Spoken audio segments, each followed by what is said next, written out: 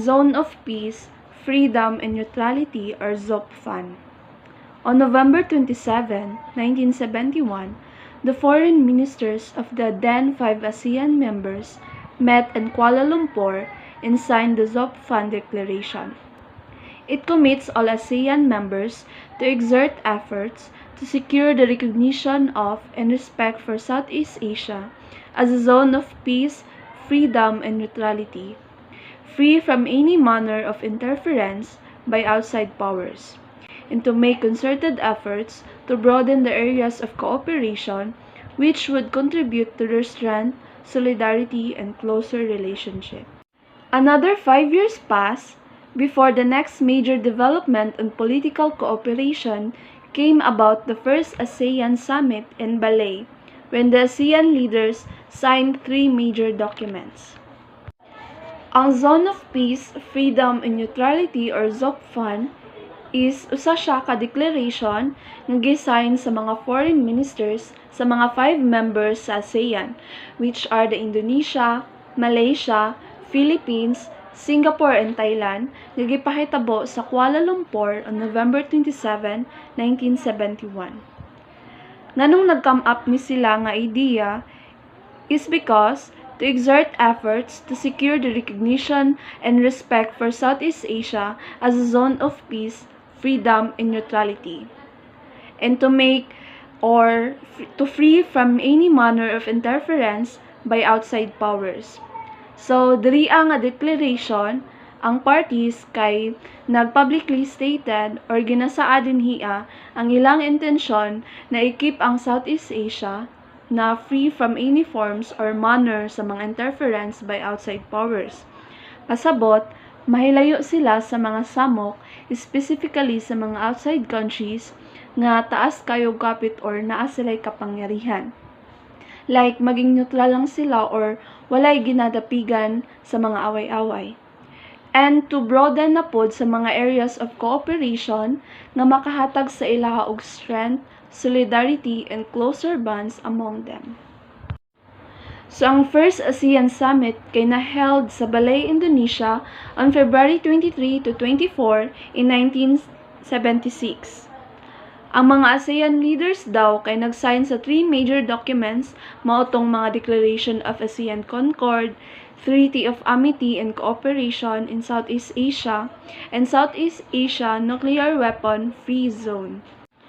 Kay bali ang ASEAN Summit diri kay is the highest policy making body, which means sila ang tagahimo or tagaplan sa mga policy in which the ASEAN leaders will sign sa mga policies.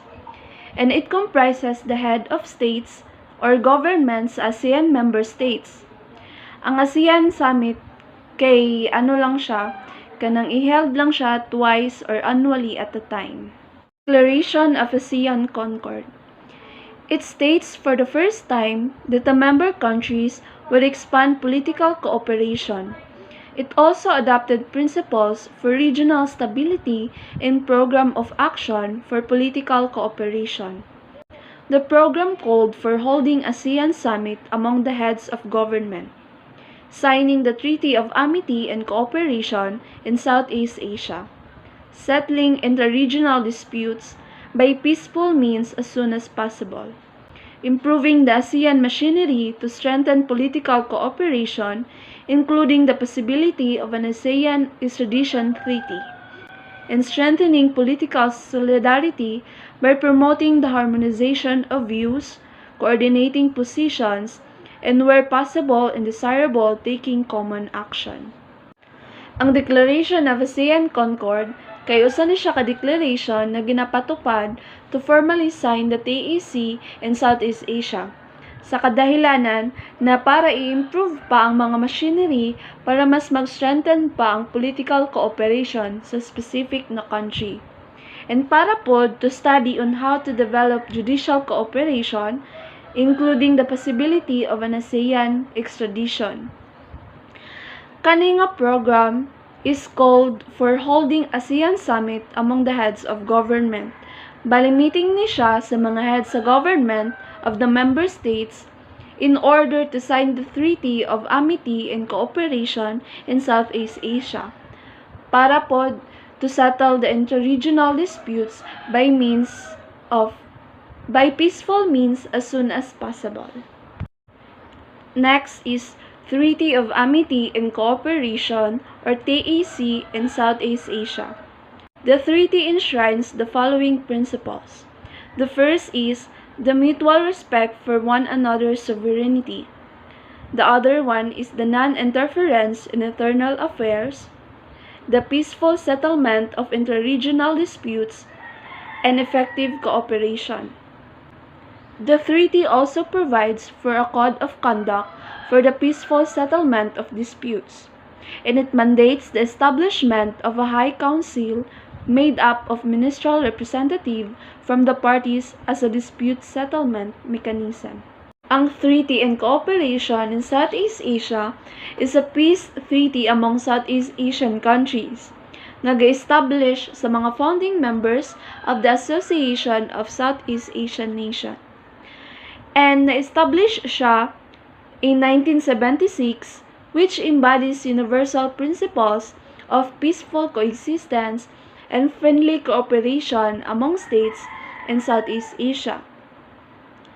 Ang Treaty of Amity daw kay gi-implement para maghatag og friendly relationship and respects towards each other's country. Kay bale, pag naay mga affairs or away-away, dili sila makig-apil or manghilabot. Instead, maging neutral lang sila. Southeast Asia Nuclear Weapon Free Zone. At the ASEAN Summit on Bangkok on December 15, 1995, the leaders of all 10 Southeast Asian countries signed the Treaty on the Southeast Asian Nuclear Free Weapon as a key component of ZOPFAN.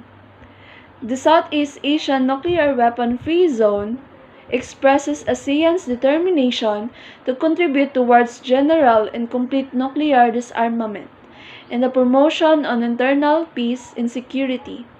It also aims to protect the region from environmental pollution and the hazard posed by radioactive waste and other toxic materials.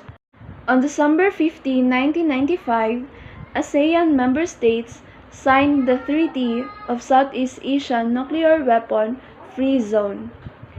It is a type of commitment para i-preserve ang mga region sa Southeast Asian to free from nuclear and other weapons of mass destruction. Ang Treaty and Cooperation in Southeast Asia is a peace treaty among Southeast Asian countries nga ga-establish sa mga founding members of the Association of Southeast Asian Nations.